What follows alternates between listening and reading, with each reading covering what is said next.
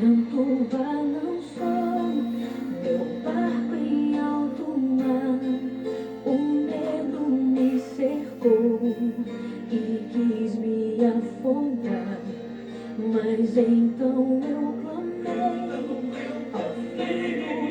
ao filho de Davi, ele me escutou, por isso estou aqui. O vento ele acalmou, o medo repreendeu, quando ele ordenou, o mar obedeceu. Não temo mais o mar, pois firme está minha fé, no meu barquinho está Jesus de Nazaré.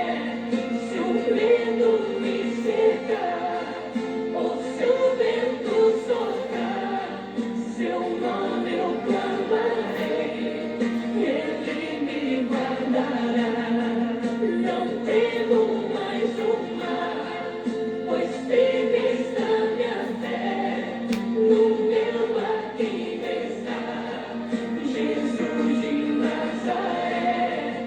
Se o medo me cercar, ou se o vento soprar, seu nome eu clamarei, ele me socorrerá.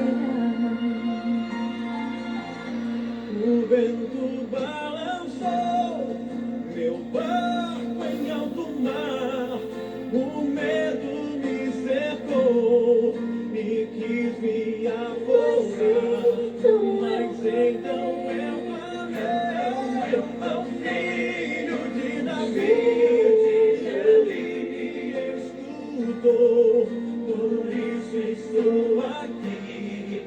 O vento ele acalmou, o medo repreendeu, quando ele ordenou, o mar obedeceu.